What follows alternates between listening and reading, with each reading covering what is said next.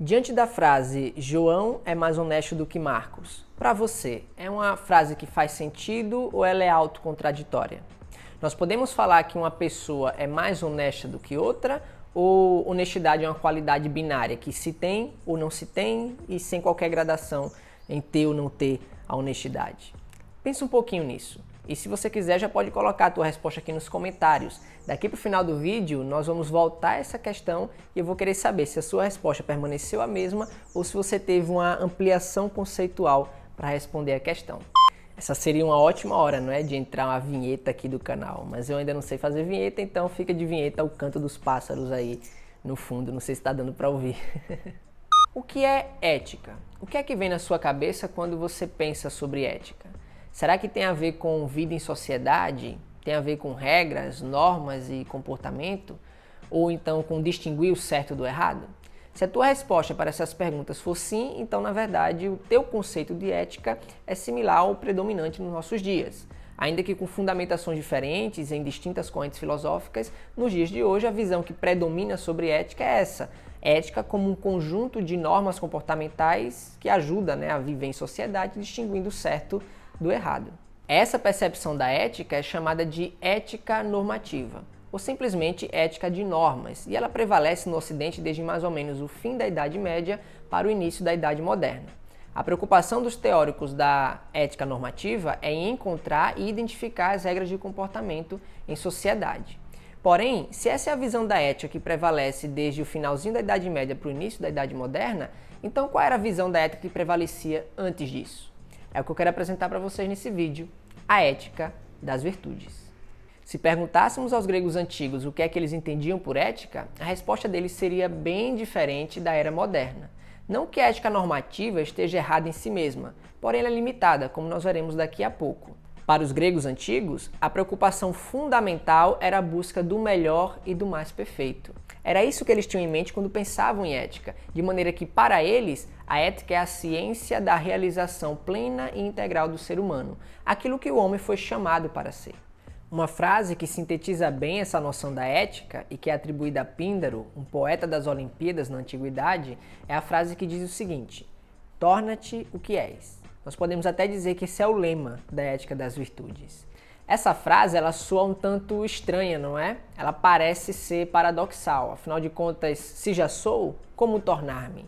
Porém, a ideia por trás dessa frase é de que, embora já sejamos homens, ainda não desenvolvemos todas as nossas potencialidades. Ela evoca em nós o desejo pela excelência do que é ser homem, o desejo de elevar até as mais altas alturas, até os mais altos patamares, as nossas potencialidades. Platão expressou bem esse ideal de excelência humana em seu livro A República, ao formular o seguinte: fazer triunfar o homem dentro do homem. Podemos notar que há uma diferença fundamental entre a ética normativa e a ética das virtudes. Não é que alguma delas esteja equivocada, mas a ética de normas ela possui limitações evidentes. A ética de normas está preocupada em distinguir o certo do errado e é, portanto, uma visão meramente binária. Já a ética da excelência, a ética das virtudes, ela entende que é possível ter condutas cada vez mais perfeitas, cada vez melhores diante de um mesmo dilema ético, ou então condutas cada vez mais piores. Na ética da excelência, que é mais abrangente, é menos limitada, é possível que a resposta humana diante de uma situação ou de uma questão da vida seja cada vez mais virtuosa ou então cada vez mais viciosa. Do ponto de vista prático, nós podemos perceber algumas das limitações da ética normativa em contraste com a abrangência da ética da excelência, a ética das virtudes.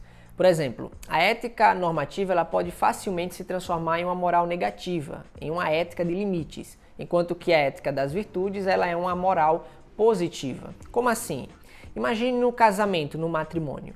A ética normativa estaria preocupada em distinguir o certo do errado, perguntando, por exemplo, qual é o limite que distingue a fidelidade da traição. Ou seja, até que ponto eu posso ir sem ser considerado uma traição ao meu cônjuge? Seria basicamente essa a pergunta da ética normativa. E nós sabemos que muito frequentemente quem começa a se fazer essa pergunta provavelmente já passou do ponto, já passou do limite. A ética da excelência, a ética das virtudes, ela não está tão preocupada em saber qual é o limite, o ponto que distingue fidelidade da traição no casamento, e sim em como ela pode alcançar níveis cada vez maiores da virtude e da fidelidade, ou seja, como a cada dia eu posso ser cada vez mais fiel, mais cúmplice, mais amoroso com o meu cônjuge. Em outras palavras, enquanto a ética normativa ela se aproxima do limite a fim de descobrir qual é o ponto em que distingue a fidelidade da não fidelidade, a ética da excelência busca cada vez mais se distanciar desse limite, porque ela está mais preocupada em como ser cada vez mais virtuosa a cada dia. No caso aqui da virtude e da fidelidade, a preocupação do cônjuge que segue essa ética, a ética da excelência, é como eu posso ser cada vez mais fiel à pessoa com quem casei. Uma outra limitação da ética normativa eu já mencionei aqui no vídeo, é que ela tende a ser uma moral, uma ética binária. Diante de uma virtude, por exemplo, para a ética normativa, ou se tem ou não se tem, ou é ou não é, não existem gradações.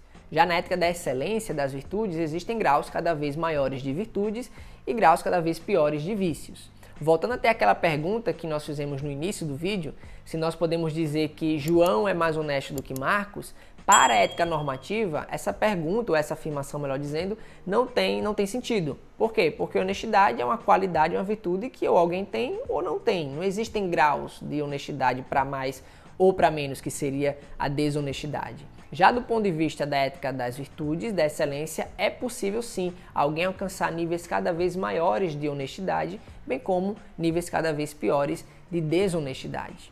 Uma última limitação da ética normativa que nós podemos citar aqui é que ela parece ajudar pouco em alguns casos mais difíceis. Em algumas circunstâncias mais complexas, uma simples norma pode ser insuficiente ou até mesmo indicar a conduta que não é exatamente a mais excelente, a mais correta, a mais virtuosa a ser tomada na situação. Para ilustrar esse ponto, eu vou até citar aqui uma passagem bíblica em que Jesus faz uma pergunta retórica aos fariseus quando questionado acerca da questão do sábado. Ele foi perguntado pelos fariseus se era lícito ou não curar no dia de sábado.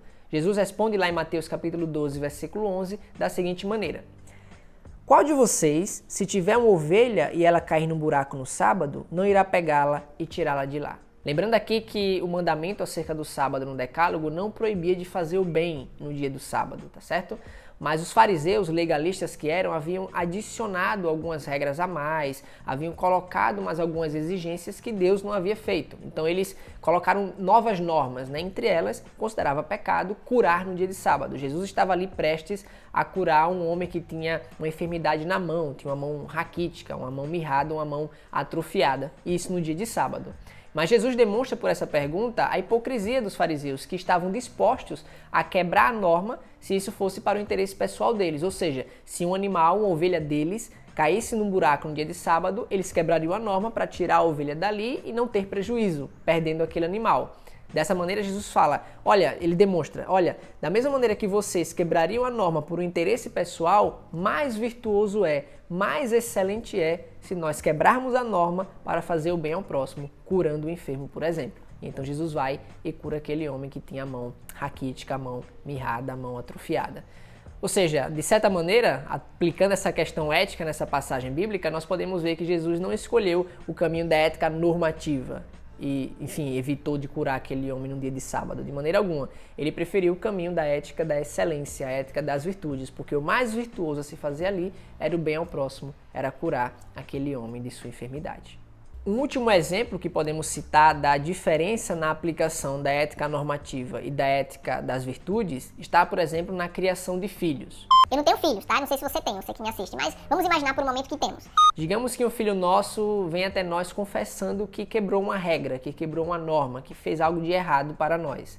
Segundo a ética normativa, ele deve ser repreendido, deve receber uma sanção, uma disciplina por ter quebrado uma norma, por ter quebrado, enfim, uma regra e feito algo errado. Porém, esse tipo de aplicação da ética pode desestimular o filho, pode desestimular a criança a confessar os erros, né? Pode desestimulá-los a falar a verdade, que é uma coisa boa, uma coisa positiva, ele ter confessado o erro, ter confessado ali que quebrou uma norma. Ora, se nós aplicarmos a sanção, o que é que fica na mente da criança depois disso? Se eu fizer algo errado de novo, se eu quebrar a norma de novo, eu vou tentar esconder ao invés de confessar. Na ética da excelência, ao invés de nós seguirmos essa via negativa, né, em que nós colocamos vários nãos enfim, aplicamos sanções quando a criança comete algum erro ou quebra alguma regra e que há algum nível de legitimidade nisso, não estamos dizendo que é totalmente ilegítima, tá certo? A ética normativa, mas parece ser um caminho melhor, parece ser um caminho ainda mais excelente quando nós seguimos a ética das virtudes, ao elogiarmos a criança sempre que ela demonstrar uma virtude, sempre que ela demonstrar uma qualidade e demonstrar para ela como ela deve viver a vida dessa maneira, sempre buscando patamares cada vez maiores de excelência, de virtude, em qualquer que seja a situação. Seja a virtude da verdade, a virtude da fidelidade, a virtude da honestidade, enfim, qualquer que seja a virtude, a humildade, qualquer que seja ela, se nós seguirmos na criação de filhos essa perspectiva da ética da excelência, nós iremos seguir uma via positiva de elogio sempre que eles acertam, ao invés de sempre uma sanção à disciplina quando eles erram. Em última análise, a ética de normas ela tende a tornar a moral como algo exterior ao indivíduo, imposto por terceiros, enquanto que a ética de virtudes ela advém de um sentimento gerado no coração do homem de sempre buscar cada vez mais patamares maiores de excelência em todas as virtudes, em todas as qualidades que ele pode desenvolver. Encerrando essa nossa conversa com o ponto de vista bíblico, aplicando a cosmovisão cristã no assunto, nós precisamos entender que desde a queda, desde que o pecado entrou no mundo e afetou também a nossa natureza, é impossível ao homem gerar por conta própria esse caráter virtuoso, viver a vida no caminho da excelência. Somente mediante a graça de Deus é que nós podemos praticar diariamente a ética das virtudes. E quando eu digo graça de Deus, não me refiro aqui à graça especial, à graça salvífica, que de fato é direcionada somente a alguns homens, mas sim a graça comum de Deus, aquela que ele manifesta indistintamente a toda a humanidade. É somente por meio da graça comum do Pai das Luzes, de onde vem toda a boa dádiva, todo o dom perfeito, como diz o apóstolo Tiago, que nós podemos de fato praticar as virtudes daquela imagem e semelhança original com a qual nós fomos criados. O que é que você achou dessa nossa conversa? Você já tinha examinado sobre esse assunto? Já tinha estudado sobre ética? Se eu tiver conseguido ampliar pelo menos um pouquinho o teu conceito nesse assunto, eu já vou me dar por satisfeito, objetivo cumprido nesse vídeo. Deixa aqui teu feedback, o que é que você achou, se mudou tua opinião, enfim, vai ser bacana ter essa interação com vocês. E se curtiram, deixa um joinha, porque assim você mandou uma mensagem para o YouTube de que esse conteúdo é relevante e ele começa a oferecer para mais pessoas que ainda não acompanham o canal. Se você ainda não é inscrito, se inscreva, ative o sininho para receber notificação sempre que tiver vídeo novo e espero vê-los no próximo vídeo. Até mais. Valeu!